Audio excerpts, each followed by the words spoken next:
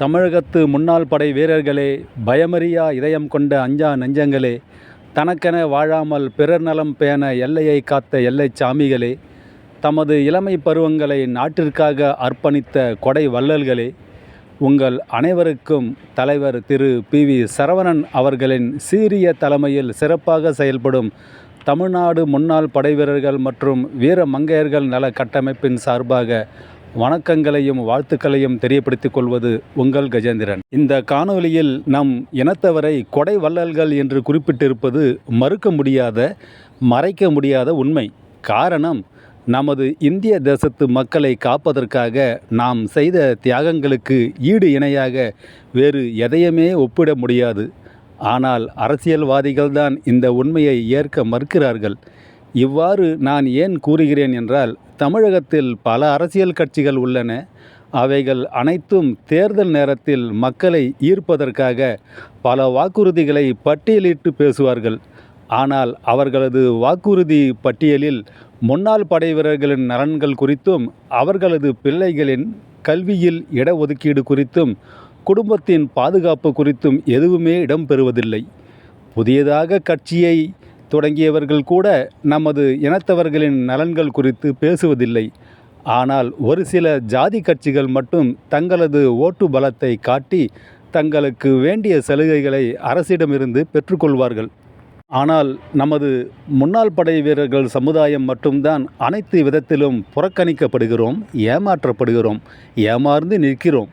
அந்த ஜாதி கட்சிகளைப் போல் ஒற்றுமையாக செயல்பட்டு நமக்கு வேண்டியதை அரசிடமிருந்து கேட்டு பெற முடிவதில்லை. அதற்கு முக்கிய காரணம் நம்மில் ஒற்றுமை இல்லாததுதான். ஒவ்வொரு அரசியல் கட்சிகளின் தேர்தல் கால மேடை பேச்சிலும் ஆளும் கட்சி எதிர்க்கட்சியை குறை கூறுவார்கள், எதிர்க்கட்சி ஆளும் கட்சியை குறை கூறுவார்கள். மேலும் மத்திய அரசை ஒரு கட்சி ஆதரிக்கும், இன்னொரு கட்சி எதிர்க்கும். அப்படி பார்த்தால் யார்தான் யோகியன் என்ற கேள்வி எழுகிறது. யார் ஆட்சிக்கு வந்தாலும் லஞ்சம் ஒழிவதில்லை, வறுமை வேலையில்லாத திண்டாட்டம் ஒழிவதில்லை, மக்களின் வாழ்க்கை தரம் உயர்வதில்லை, இயற்கை வளங்களை பாதுகாப்பதில்லை, இயற்கை பேரிடர்களில் இருந்து மக்களை முழுமையாக பாதுகாக்க எந்த திட்டமும் வகுப்பதில்லை, விவசாயிகளின் வாழ்வாதாரம் மற்றும் விவசாயம் மேம்பட முறையான திட்டங்கள் வகுப்பதில்லை, இயற்கை கனிம வளங்கள் சுரண்டப்படுவதால் எதிர்காலத்தில் பேராபத்து காத்திருக்கிறது என்பதை பற்றி எவருமே கவலைப்படுவதில்லை. ஓட்டு போட்டு ஆட்சியை தேர்ந்தெடுக்கும் மக்கள்தான் ஒவ்வொரு முறையும் முட்டாளாக்கப்படுகிறார்கள், வஞ்சிக்கப்படுகிறார்கள்.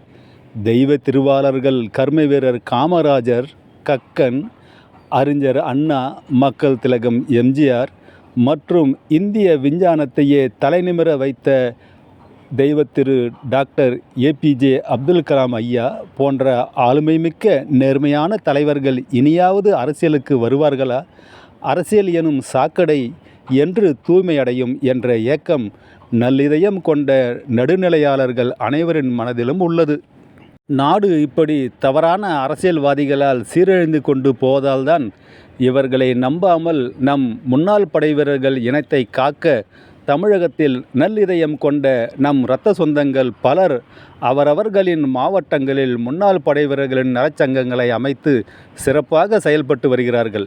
அந்த வகையில் சேலம் மேட்டூர் திரு பி.வி. சரவணன் அவர்களின் தலைமையில் இயங்கும் நமது சங்க நிர்வாகிகளும் நம் கவனத்திற்கு கொண்டு வரும் அனைத்து விதமான நம் இன மக்களின் பிரச்சனைகளுக்கு தீர்வு கண்டு வருகின்றனர்.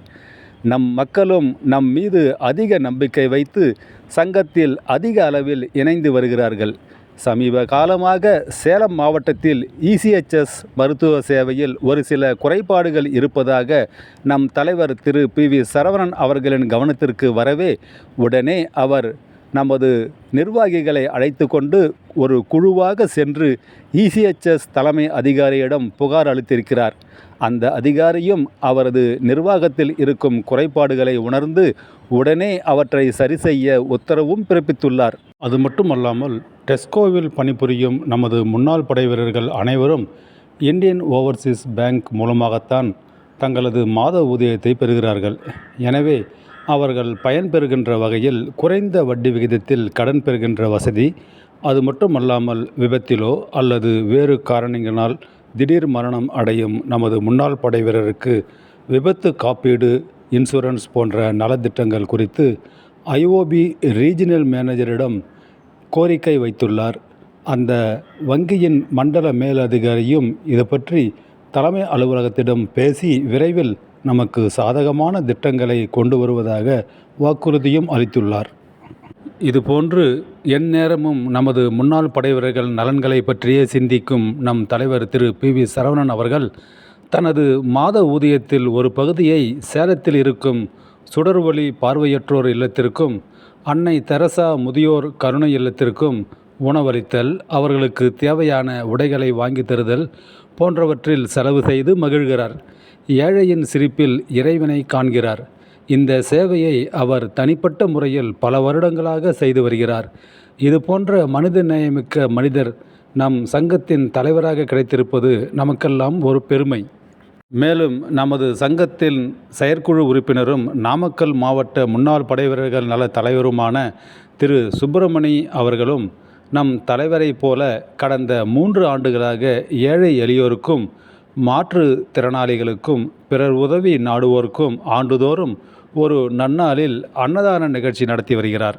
இம்மாதம் 5ஆம் தேதியும் ஒரு சிறப்பான அன்னதான நிகழ்ச்சியையும் நமது சங்கத்தில் புதியதாக இணைந்த சகோதரர்களை பொன்னாடை போற்றி கௌரவித்து சங்கத்தின் அடையாள அட்டையை நமது தலைவர் திரு PV சரவணன் அவர்களின் பொற்கரங்களால் அணிவித்தார்.